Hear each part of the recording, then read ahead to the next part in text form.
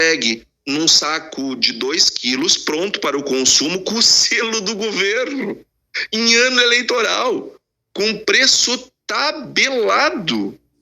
O governo, ele não tem motivos para fazer isso.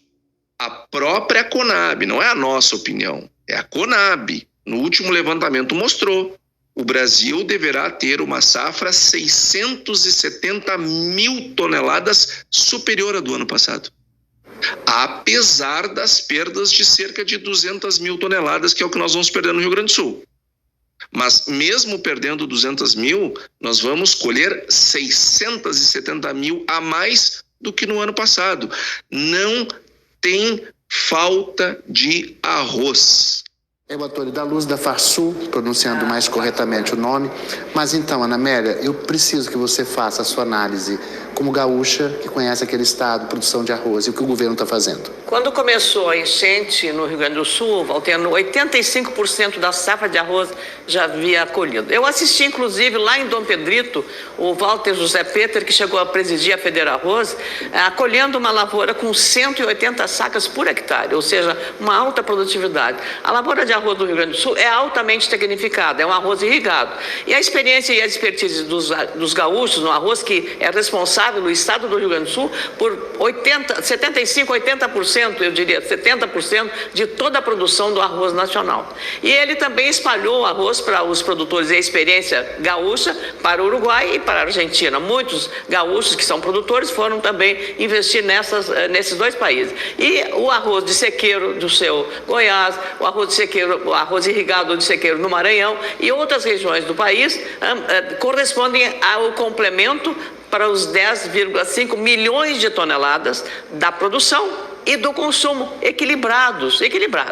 Essa interferência do governo, como disse muito bem o Antônio da Luz, que é o assessor econômico da Farsul, ela desequilibra, e eu ouvi também do presidente da Federarroz, Alexandre Velli, conversei longamente com ele, tanto quanto com o presidente da Federasul, o Rodrigo Costa, que essa decisão acaba desestimulando os produtores de arroz que estavam vendendo aos preços médios de mercado internacional, inclusive. Arroz é também uma commodity internacional e altamente protegido nos mercados asiáticos. No Japão, não entra 1 quilo de arroz fora do produto japonês. A proteção do arroz no Japão é demasiado. E nós vamos importar arroz da onde?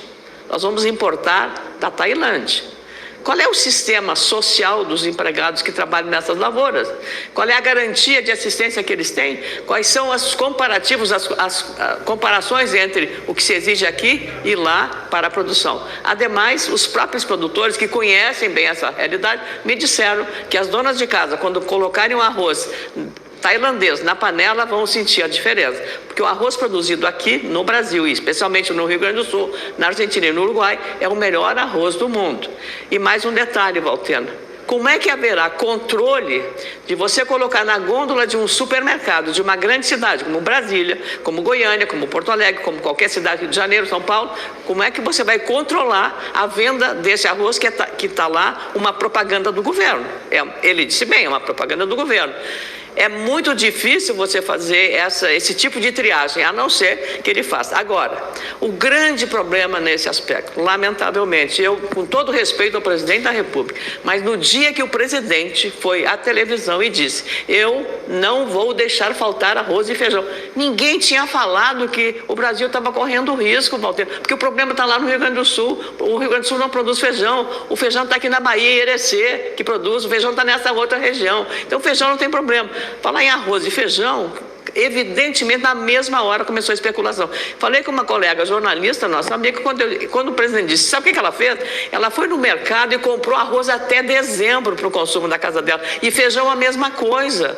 Mas ela fez pela lógica. Se o presidente da República, que é a maior autoridade do país, diz isso, é porque vai acontecer. Ela não tinha dúvidas. Só que não vai em qualquer mercado. Aqui você acha arroz. Pode estar mais caro, mas claro, porque houve um aumento especulativo. Essa não é a realidade, que vai prejudicar as duas pontas mais frágeis do processo, o produtor e o consumidor. E no meio do caminho ficam os que vão levar vantagem nesse processo. Agora, o que não dá para entender são números.